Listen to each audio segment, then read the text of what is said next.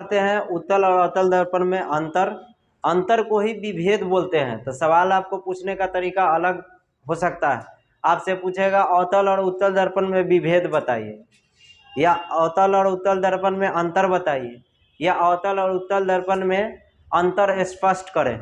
सब का मतलब एक ही होता है और लिखने का तरीका क्या है मैं बताते चल रहा हूँ। अभी फिर मैं बताता हूँ। आपसे सवाल पूछेगा अवतल और उत्तल दर्पण में अंतर लिखें, आप क्या लिखिएगा? अवतल और उत्तल दर्पण में अंतर निम्न है।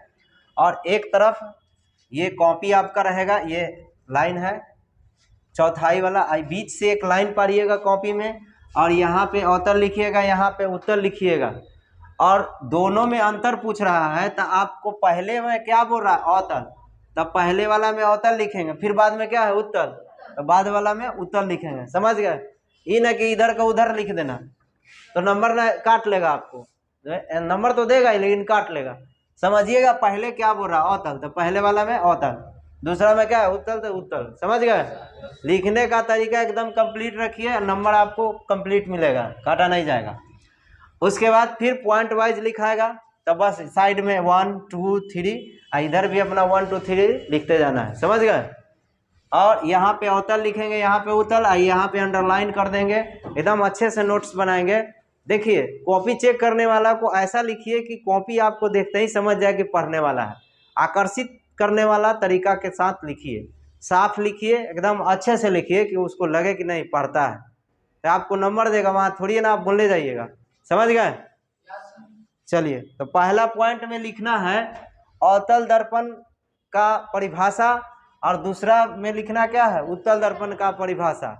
आप ऐसे भी लिख के अंतर कर सकते हैं क्योंकि दोनों में तो अंतर बताना है, तो आपको मालूम है चित्र के द्वारा भी अंतर कर सकते हैं। अवतल दर्पण का चित्र बनाएंगे, यहाँ उत्तल दर्पण का चित्र बनाएंगे, ये भी एक अंतर हो जाएगा। वैसे भी कर सकते हैं, परिभाषा के द्वारा भी अंतर कर सकते हैं। तो चलिए सबसे पहले क्या लिखेंगे? अवतल दर्पण का परिभाषा, उसके बाद उत्तल दर्पण का परिभाषा। सवाल आपको 2 नंबर में पूछेगा, फिर मैं बता देता हूं। तो 3 पॉइंट, 2 से 3 पॉइंट लिखना है। अगर 2 नंबर से ज़्यादा में पूछेगा तो जितना हम लिखा रहे हैं वो सब लिख दीजिएगा। इसका मतलब ये नहीं है कि 20 को लिखाएंगे, 4 से 5 पॉइंट लिखेंगे अगर 3 नंबर में पूछता है। फिलहाल बिहार बोर्ड में तो 2 नंबर में ही आता है और 5 नंबर में आता है। 5 नंबर में आएगा तो सब लिख देना है। समझ गए? और चित्र के साथ उत्तल और अवतल दर्पण दोनों बना देंगे। ठीक है, तो चलिए लिखते हैं। पहला में हम लोग क्या लिखेंगे? अवतल दर्पण का परिभाषा। तो अवतल दर्पण का परिभाषा लिखा है क्या? आप नोट करते चलिए। वैसा दर्पण जिसका परावर्तक सतह बाहर की ओर उभरा हो, बाहर की ओर उभरा हो कि भीतर की ओर? वही तो हम तुमसे पूछ रहे हैं। चलिए, वैसा दर्पण जिसका परावर्तक सतह भीतर की ओर धंसा हो उसे अवतल दर्पण कहते हैं। समझ गए? बाहर से कलई किया हुआ रहता है, देखिए ये है, ये अवतल दर्पण है। ये परावर्तक सतह है अंदर वाला, ये कलई किया हुआ भाग जो है ना वो पीछे का है, ये पीछे वाला है, पहले भी बताए थे। ये होता है उत्तल दर्पण। ये बाहर की ओर क्या रहता है? उभरा रहता है। तो आपका परिभाषा क्या हो जाएगा? ये अवतल है। ऐसा दर्पण, अवतल का परिभाषा लिखिए, ऐसा दर्पण जिसका परावर्तक सतह, ये प्लेन वाला भाग को परावर्तक सतह बोलते हैं जिसमें देखते हैं, वैसा दर्पण जिसका परावर्तक सतह भीतर की ओर धंसा हो उसे अवतल दर्पण कहते हैं।